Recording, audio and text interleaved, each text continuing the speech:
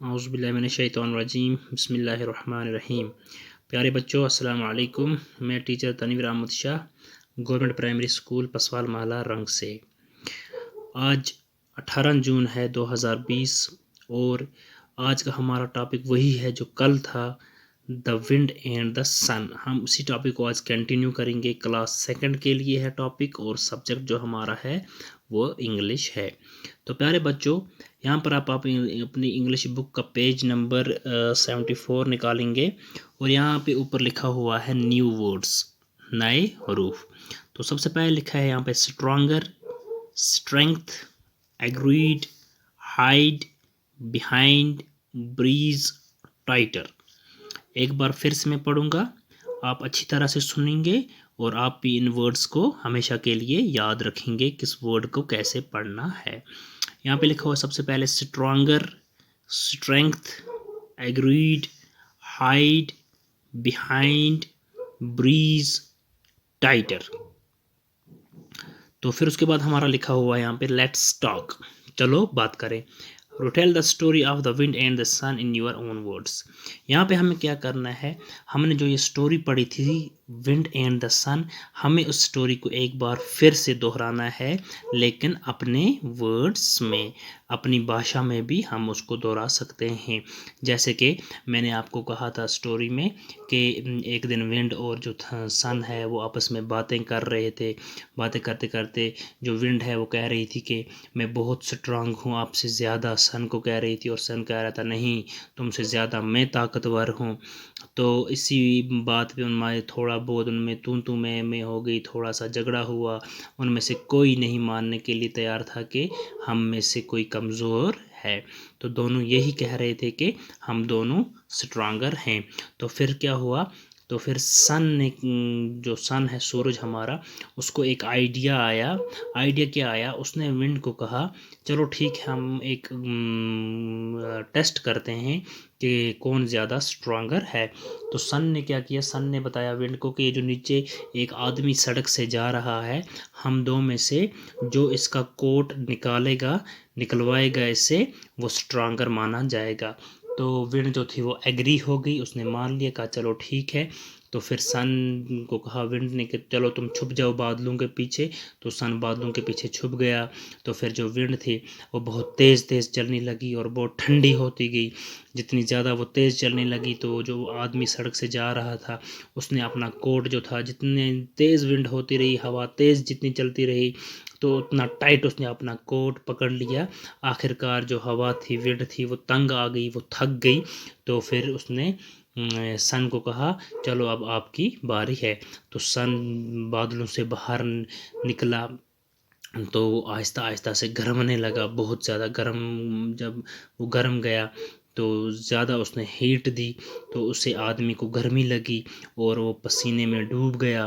तो फिर उस आदमी ने क्या काम किया, जल्दी जल्दी से अपना कोट निकाला और दौड़ता हुआ पास ही किसी पेड़ के नीचे जाके बैठ गया और उस पेड़ के साए के नीचे बैठ के आराम करने लगा।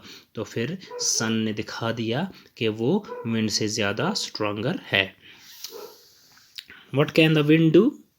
हवा ने क्या किया, मैंने आपको बता दिया हवा ने क्या किया स्टोरी में। What can the sun do? और सन ने क्या किया। लेट्स राइट, अब हमें यहाँ पे लिखना है। यहाँ पे लिखा है tick the correct option and right it in the given below space. इनमें से यहाँ पे 4 आंसर दिए हुए हैं, जो आंसर सही है उसको हमें टिक मारनी है और फिर यहाँ पर लिखना है। यहाँ पे लिखा है the wind is talking to the dash dash. जो विंड थी, हवा थी, वो किसके साथ बातें कर रही थी, वो मून के साथ बातें कर रही थी, अर्थ के साथ, सन के साथ या मैन के साथ। वो सन के साथ बातें कर रही थी। यहाँ पर हम सन को टिक मारेंगे और यहाँ पर हम इसे लिखेंगे। तो उसके बाद हमारा बी पार्ट है to get the man's coat off the wind started. जो आदमी था उसने जो कोट पहना हुआ था वो निकालने के लिए हवा ने क्या किया, स्माइलिंग की, शाइनिंग या पफिंग या ब्लोइंग। तो हवा जो थी वो ब्लो करने लगी, बहुत तेज़ चलने लगी। यहाँ पर हम ब्लोइंग लिखेंगे। उसके बाद हमारा यहाँ पर सी पार्ट है the man decided to take off his coat because of the. जो आदमी था उसने डिसाइड किया कि वो अपना कोट निकालेगा, किसकी वजह से, सन की वजह से, रेन की वजह से, मून की वजह से या स्टार्स की वजह से। सन की वजह से, क्योंकि सन ने बहुत ज़्यादा गर्मी दी, तो यहाँ पर हम सन को टिक करेंगे और यहाँ पर हम सन लिखेंगे। फिर यहाँ पर नीचे हमारे आंसर्स, दीज क्वेश्चंस जो है इनके हमें आंसर्स लिखने हैं। यहाँ पे लिखा है what did the wind do to get the man's coat off. जो विंड है उसने क्या किया, क्या करने लगी वो, कि ताकि जो आदमी है वो अपना कोट निकाले। द विंड स्टार्टेड ब्लोइंग, हम लिखेंगे फास्ट, या लिखेंगे द विंड स्टार्टेड ब्लोइंग। यहाँ पर हमारा आंसर लिखा भी हुआ है यहाँ पर। The wind turned into a cold breeze and started blowing hard.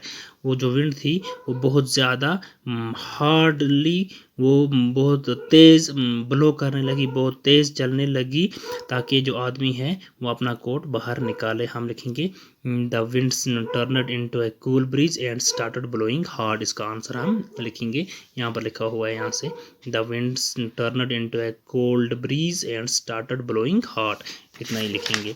तो उसके बाद हमारा दूसरा क्वेश्चन है what did the sun do to get the man's coat of.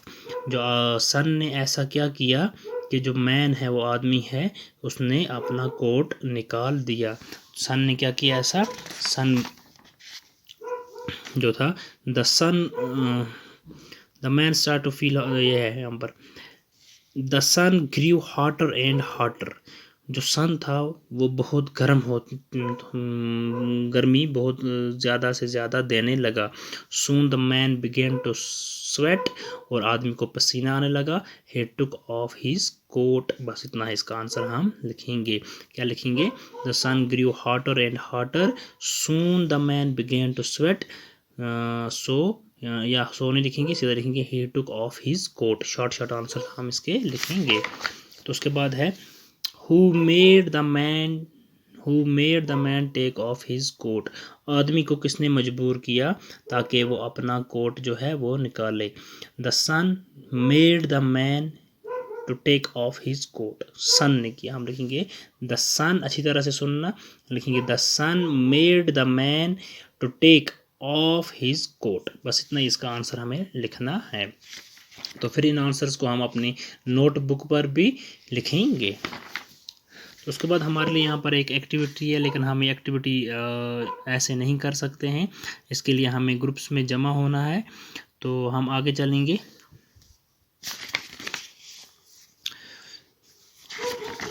यहाँ पर है word association. The teacher will divide the class into groups and will place some chits on the table. Each group will be asked to pick up a chit. तो teacher को क्या करना है, teacher को जो हम एज अ टीचर मुझे करना चाहिए था, लेकिन अब आप एक काम करोगे, आप अपने घर में करोगे, अपने पेरेंट्स के साथ और अपने छोटे भाई बहनों के साथ। आप क्या करोगे, आप एक चिट्स बनाओगे छोटे छोटे से, और उन पे आपको कुछ वर्ड्स लिखने हैं। फिर आपने, अगर आपके घर में टेबल है, टेबल पे रखोगे, अगर टेबल नहीं होगा तो नीचे मैट पे रखोगे। The groups will be asked to read the words written on the chits. फिर आप क्या करोगे, आपके जो भाई बहन हैं या आपके पेरेंट्स हैं, आप उन्हें बोलोगे ये जो वर्ड्स हैं इन चिट्स में लिखे हुए, इन्हें पढ़ो। The teacher will ask the children to make a list of words associated with their themes. For example, birds, bird, wings, feather, nest है। तो फिर उसके बाद आप क्या करोगे, करना तो हमने स्कूल में था ये, लेकिन अब आप क्या करोगे, आपने जो वर्ड्स वहाँ पे लिखे होंगे, फिर आप अपने भाई बहनों को और अपने पेरेंट्स को बताओगे कि ये जो वर्ड्स आपने लिखे हैं, इन वर्ड्स के बारे में और वर्ड्स आपको लिखने हैं जो इनसे मिलते जुलते हो, जो इनसे रिलेटेड हो। जैसे यहाँ पे इसने लिखा है, अगर किसी चिट पे बर्ड लिखा हुआ है, तो बर्ड का क्या क्या होता है, उसमें विंग्स होते हैं, फेदर होता है, वो नेस्ट में रहता है, एग्स देता है, एट्सेट्रा। फिर किचन का अगर कोई वर्ड लिखा है किसी चिट पे, तो किचन के साथ क्या रिलेट होता है, प्लेट होती है किचन में, फूड होता है, राइस होता है, डस्टबिन भी हम लिख सकते हैं, या हम ग्लास भी लिख सकते हैं। फिर क्या करेंगे, each group will paste the list of associated words written on their sheets on the wall. फिर आपको शीट्स लाने हैं, उन शीट्स पे ये जो वर्ड्स आपने लिखे हैं इन्हें पेस्ट करना है। तो आप ऐसा नहीं कर सकते हो, तो आप अपनी कॉपी पे ही वर्ड्स जो होंगे चिट्स पे उन्हें अपनी कॉपी पे नोट करोगे। फिर उसके बाद जो रिलेटेड वर्ड्स के साथ होंगे वो आप लिखोगे। तो आज के लिए इतना काफ़ी है। इंशाल्लाह रहमान कल हम आगे से कंटिन्यू करेंगे।